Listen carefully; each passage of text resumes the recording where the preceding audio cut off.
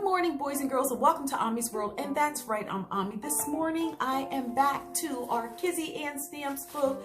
And as you see, I've got some notes already in it because I have some questions already asked. Because this next journal gets really interesting. So those of you who are new joining with me with Kizzy and Stamps is a little girl who they received notification that the African American children were going to be attending the Caucasian school, so it's going to be really interesting, and Kizzy's a little nervous about going. Several reasons: because she's never been to an all-white school. She's used to being in a small one-classroom room with kids of all ages. She's also used to just being around a teacher that she's had for all these years, and all of a sudden she's got to go to this new school. It's this new teacher.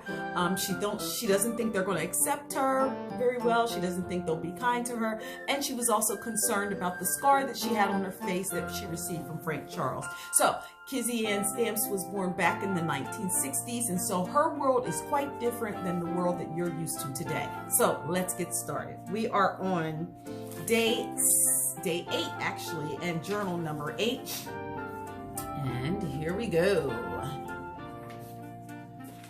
I hope you guys are enjoying this story. This is very, very interesting to me. I know Kizzy has her story has opened my eyes up about a lot of the things that have happened before my time. Okay, so we have August 22nd, 1963.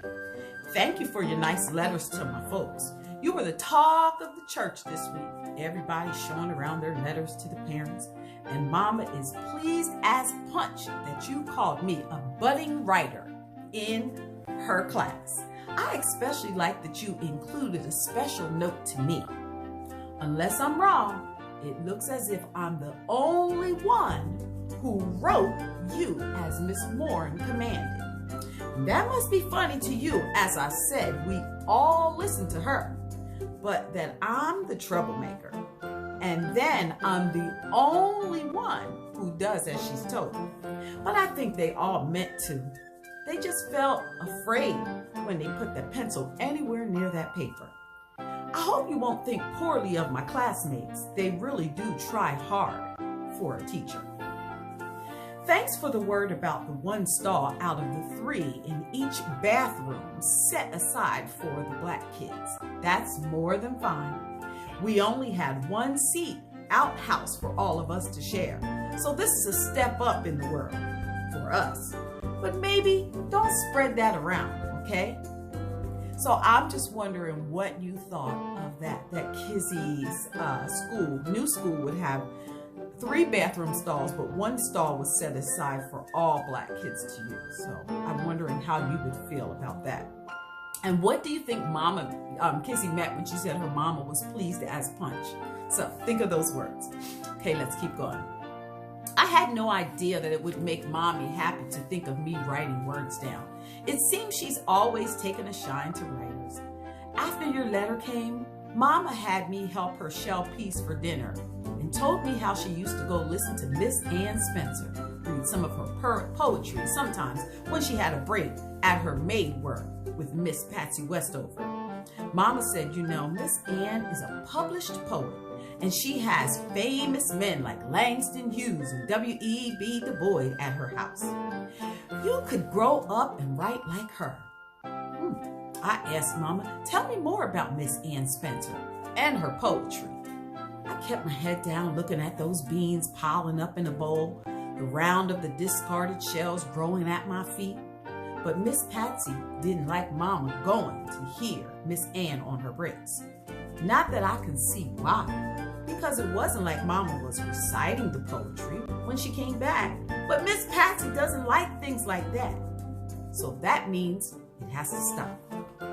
Mama had no more to say. She just looked at me and nodded, then said, you could write like Miss Ann Spencer, Moonchild. Why do you think Kizzy's mom called her Moonchild? Do you remember? I think I mentioned it in the early parts of the story. Why is it that she called her Moonchild?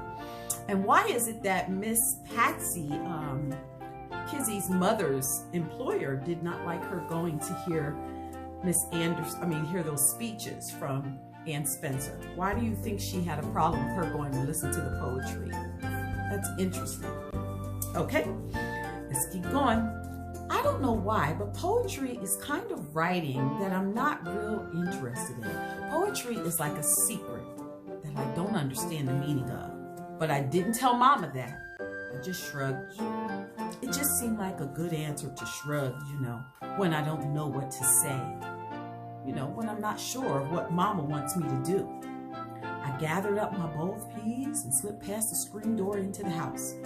You might be thinking my mama shouldn't have to be a maid for a white lady when we have a farm. And I wish you were right, but our farm doesn't make enough money each year. My mama is a maid and my granny does iron for folks and some sewing for folks.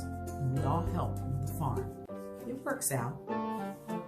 My question to you is, why do you think Kizzy's family had to work when they owned the farm? Because don't most farmers make a lot of money selling their crops? Why do you think Kizzy's family's not making enough money to selling their crops? Let's keep going. James was sitting at the table drumming his fingers on the wood. He's not a sitter, if you know what I mean. He's a mover. Not many people can be sitters when a farm has so many things need doing. One look at his face told me to keep my mouth shut though. My brother is usually an easygoing person, but lately he only has to hear one word to feel angry, and that sets his body shaking. I went to my granny with the peas and she dumped them out what I shelled and returned the empty bowl. Enough for supper, Granny Bits? I asked. Keep shelling, Kizzy Ann, she said. We got hungry folks around here to feed. I must have brushed against James because his hand shot out and knocked that bowl clear across the kitchen. Shag, always by my side, growled and moved to James. I put my hand up to keep her from trouble before I scrambled the bowl to gather the bowl. Keep your temper, Granny Bits warned my brother. James cut his eyes at me and mumbled in a sorry my way. He doesn't usually snap at me. To be fair, Miss Anderson, not like lots of brothers do. I suspect that thing about that football has him meant more than word. Yesterday, I learned how you weren't the teacher at your school last year, that you're a new teacher, and I heard the teacher who taught that grade quit because we were coming. How she wasn't about to teach no uppity black kids. My question to you is, how would you feel to know that the teacher who previously was in charge left because she didn't want black kids to come to the school? All right, let's keep going. I heard a lot of teachers quit the white school, and there was a lot of new young teachers there. I knew a lot of white kids had to quit, and they were going to private school too. But I never knew that a lot of teachers had to quit. Daddy is talking all the time about how Miss Warren had to give up her job, a job she fought to get, a job she worked so hard for. And these are teachers at your school just quitting like the drop of a hat because they won't work with certain type of kids?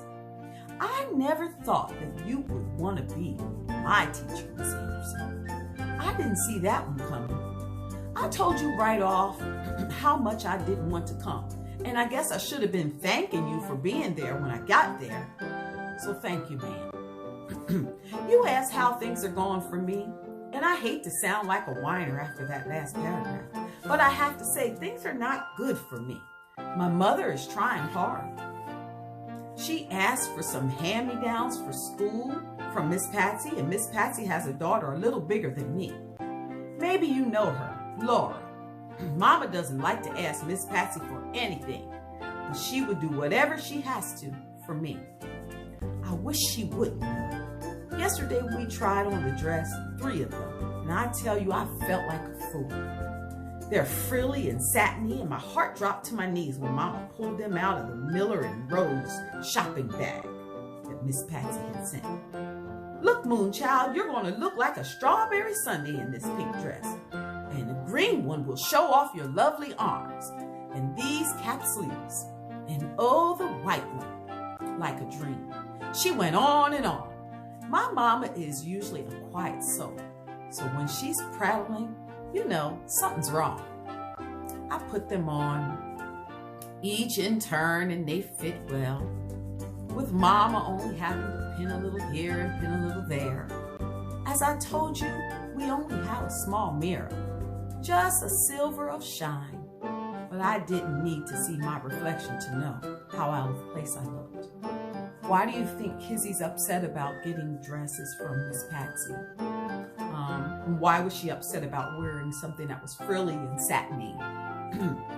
And why do you think she felt like she would be out of place, that she looked out of place? What are your thoughts? How would you have felt? Okay, let's keep going.